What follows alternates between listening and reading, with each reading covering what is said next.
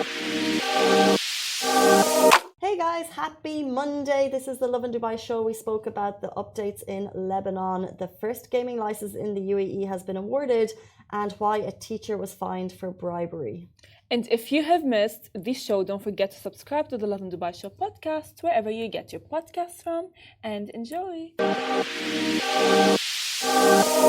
Good morning, Dubai. Welcome back to the Lovin Dubai show, where we go through the top trending stories that Everett across the country is talking about. Our top story for you today: Emirates bans pagers and walkie-talkies following the Lebanon attacks. As well, Wynn Resorts wins UAE's first gaming license for 2027 Island project, which is very exciting.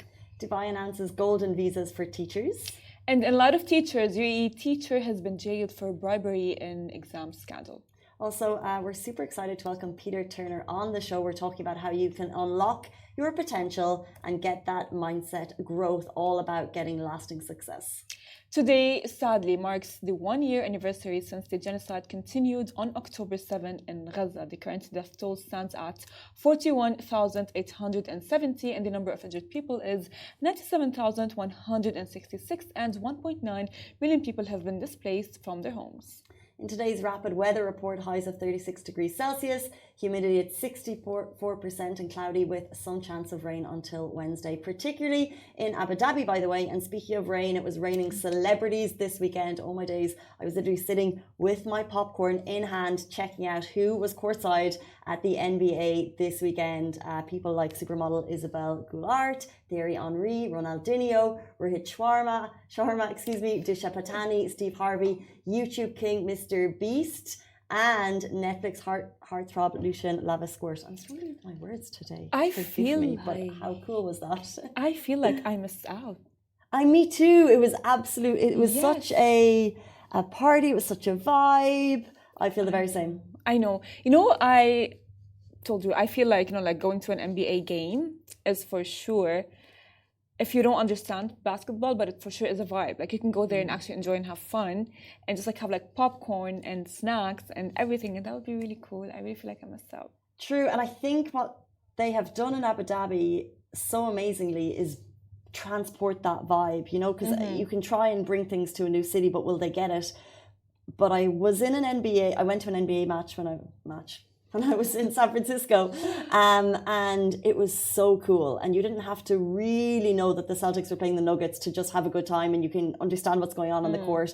And it's so fast, and it's such. I think it's like it feels like it's music and it's culture and it's cool, And I think you don't have to be a fan, and I think it really fits with this country in terms of youth and music and hip hop, but I just feel like it all makes sense. And I think that in the next 5-10 years, NBA is just going to get bigger and bigger here, and so is local basketball. I agree with you. And you know what? As you said something that's so right, that it fits with the youth. You know what I mean? Like now, the youth right now, all that they're focused on is sports, basketball, football, and the NBAs. I have a cousin who he loves football, and he all the time goes like, you know what? He wants to play for the NBA, and I tell him, his name is Karam. We all the time tell him like, oh yeah, he's so good that he will for sure make it to the NBAs. And now the NBAs are actually, they are like, they're held in the UAE, which is a very big major thing. And as well, you said something that's very right, is that when you think NBA and the UAE, you at the beginning you question like, is it going to be the same vibe? Is it going to be the same idea that we see all over social media? We see Kendall Jenner, Kylie Jenner, celebrities go to. They did just for the vibe as it is. Yeah, and I think, what do you call them, like test matches or like early playoffs or something? But they bring the same teams, so you're getting that same standard, and that's what's so cool. But also on a lower level, they've started, and we'll see them at Coca-Cola Arena, like the Dubai team.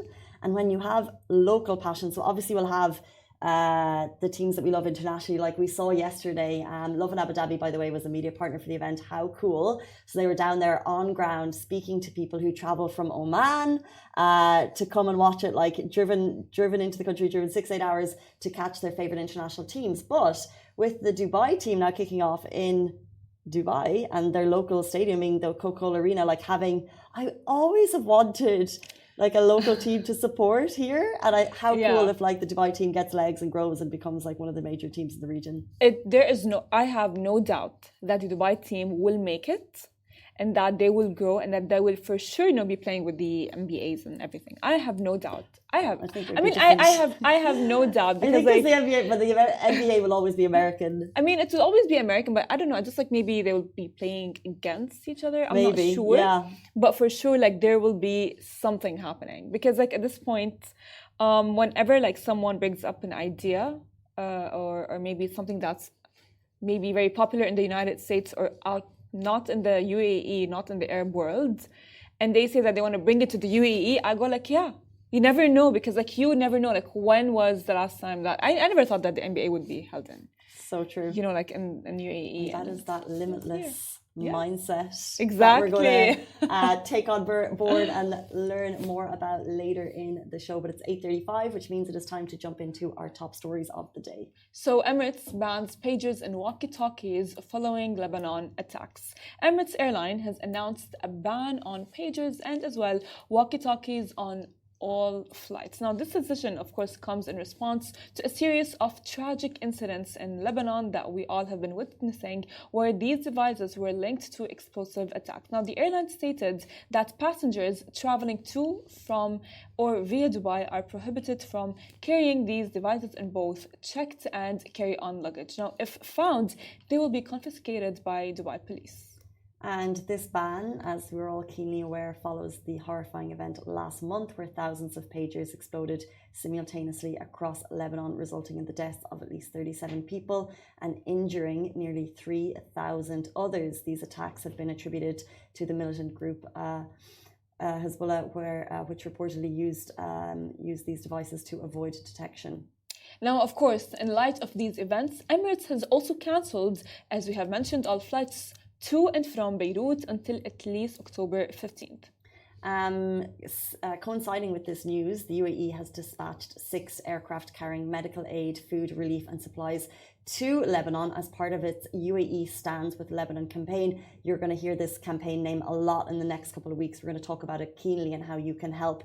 So these supplies reflect the UAE's steadfast operations in cooperation with international partners to provide urgent relief to the people of Lebanon to alleviate the critical humanitarian and health repercussions. Now, can I say that I have a lot of respect to the UAE for all that they are doing to support Lebanon and as well to take extra caution for their own safety. And this is what I was talking about with my dad this weekend, is that, you know what, a lot of things are happening, but the UAE will stay the UAE because it's actually so safe.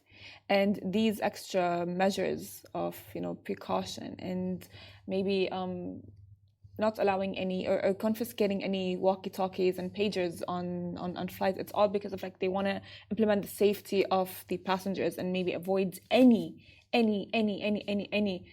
you say in Arabic, la samahallah, you know, like bombs happening. We're so blessed to be sitting where we're sitting. And if you would like to help or contribute with the UAE Stands with Lebanon campaign, it actually is going to launch officially tomorrow, Tuesday 8th, until Monday 21st of October. And they will expect the participation of society members. And I know so many people are asking, how can we help? What can we do? Well, this will be the answer. And they're going to get institutions, government and private entities involved. So more information on that as we have it.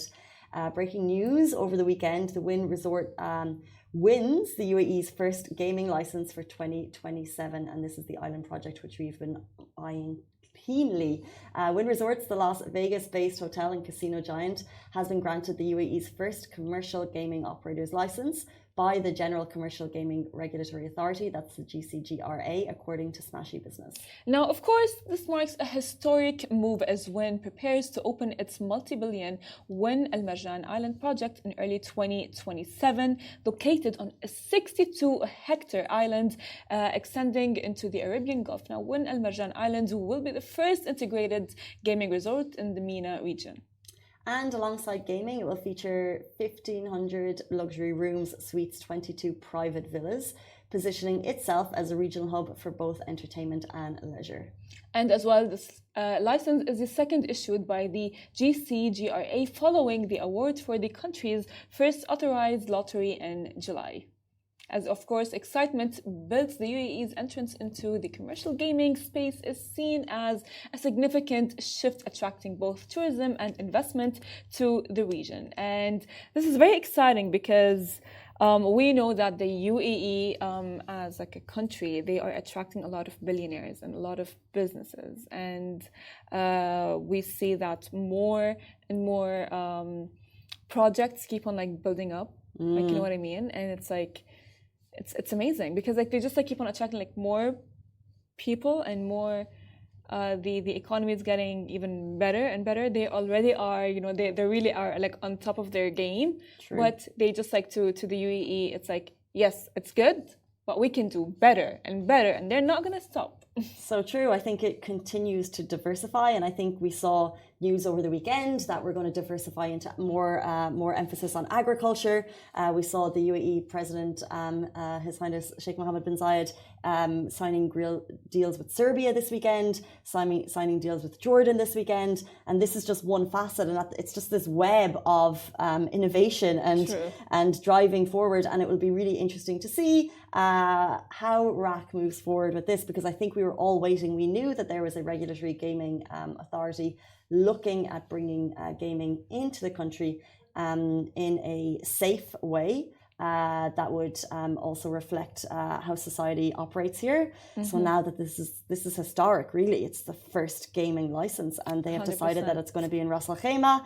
We didn't know if it was going to be, which emirate would be, and what we do know is each emirate will have different gaming laws. So what's happening in Ras Al Khaimah will not necessarily happen here in Dubai or in Abu Dhabi, but big shakes in Ras Al Khaimah, no doubt, and it'll be really interesting to watch this unfold. I agree with you, and as well, you know, like I love how the UAE is there, like, you know what, we will give you what you guys want and everything, and there is freedom, but it's, you know, it's monitored by them. Don't step out of line. Yes, just don't. Just be careful.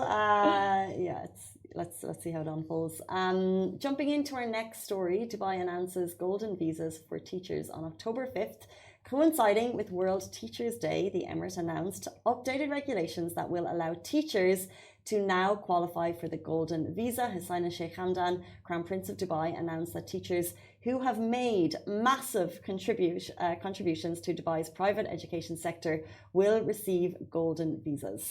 Now, let me tell you, they deserve it. They do. They really do, because like I can never ever imagine a teacher's job, how hard it is, because like they are managing. You were a teacher once. How many kids did you manage, like in a classroom? 30. Oh my God! 30. That must have been hard. 30. It was harder at the beginning because I wasn't trained as a teacher, and that's a little secret. I was trained as a journalist. So I went into the class really not understanding kids' development, but the more confidence I got a couple of years in, the better I got in the class. And I think, but however, it requires all of your attention. And I'm glad here that the distinction is they will recognize teachers who've made massive contributions. I wonder what that will mean, like how you can quantify that, really. Yeah. But it is amazing that some teachers will be recognized because they are the true backbone of society. Without strong teachers, you don't have strong individuals growing. We've spoken so many times before about the different teachers that have had an impact on our lives. So it's really important that the education sector is being recognized. I mean, I definitely agree with you. And I can never, ever, ever imagine, you know, like when you worked as a teacher, how hard it must have been. Because like managing, like, I mean, when a teacher is managing a classroom and teaching a collective classroom of like 30 kids, of like that simple equation that might be simple to teachers, but not simple to the kids and the students. Do you guys understand how hard it is to, like, I don't know, deliver a point? I mean, for me, like delivering a point to one person is already like maybe not that simple. So like and delivering a point that's very generic. So I can never understand or actually imagine how hard it is for teachers to deliver like really big information, like that might be simple to the teachers but very big to the kids. So they deserve it. I agree, and I just think with the external factors that continues to change. So like what was an issue when I was 16 is very different to issues that teachers are facing now. We talk about phone use in classroom, bullying in school, what that looks like. Like when I was 17, we had video cameras, and one guy brought a video camera to school. They videoed an incident. The incident was not PC. The camera got removed. It was a bullying incident, and that was with one camera. So you just can imagine how it's not just the delivering the message of there's so much else that goes into being a teacher, is the personal development of the kids standing in front of you as well. That is true. So we love this move, and loads of people engage with the post, and I think a lot of people were like, yes, respect for teachers. It's amazing to see it. It does lead us into our next story that also got a lot of eyeballs this weekend. Well, a UAE teacher jailed for bribery in an exam scandal. Now, a British teacher has been sentenced to 3 years in prison for soliciting bribes from his students to change their exam results. Now, not only that, but he also is facing a fine of 5,000 dirhams and will be deported once he serves his time. This teacher was caught red-handed. He or she, altering grades for his subject in exchange for cash, which really undermines the integrity of the education system here in the UAE. The whole situation came to light after a deep dive by the public prosecution, who uncovered evidence of the shady dealings and passed the case on to a specialized criminal court. Now, the federal public prosecution is also looking into several other cases related to cheating and disruptions in the examination systems, as they are cracking down hard on any form of academic dishonesty. I am honestly with the consequences that this teacher is facing, because I cannot imagine as an A student, this student is an A student, so the A student probably worked hard over the year, studying day by day, doing his homework as he reaches back home, and have another student who's maybe I don't want to say not as smart as the A student, but maybe not doing as much work as the A student is doing, just have his examination paper or result changed from a C or a B to an A. That's so unfair. So unfair. And when you look back at how strict the testing process was for you, we did one major examination when we were 16, 17. They had independent adjudicators come into the school. It was a totally silent room. There was no cheating. You would never even consider it. Maybe some people did.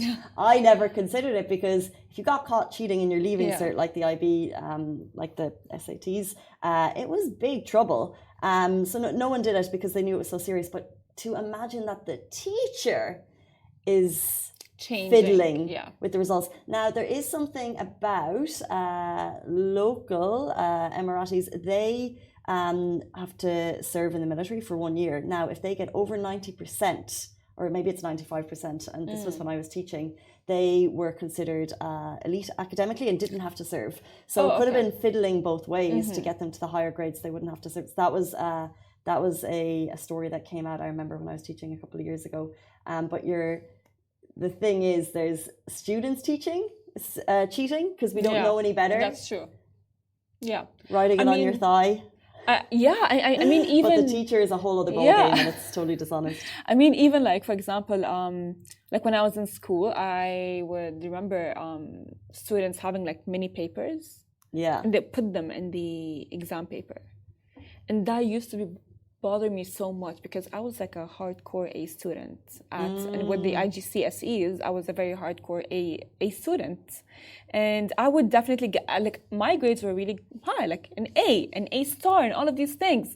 And it would bother me so much that I would be sitting right next to, or in front of someone who is clearly cheating. So and they are doing it, and they would not do anything. And literally, I remember missing out on plans, not going out with my friends, having studying a memorizing the whole curriculum for the IG exam, because the IG you study for grade 10, 11 and 12, and then seeing in front of me a person who already either knows the test because they got the test, or someone who has those mini papers, and I'd be like, so no one is gonna do anything, no one's gonna see them, right? And it would really bother me, and then people would be like, oh my god, Farah, you're such a nerd, and I'm like, no, I'm not a nerd, it's just bothering me. Did anyone, Hesham, Holly, Kirby, are you guys cheaters? Did you ever cheat in an exam in school? Hesham is like, absolutely, I cheated. Kirby cheated, Holly? No, me neither. No. What is it? So Kirby, what was your, Hesham, what was your go-to cheating method?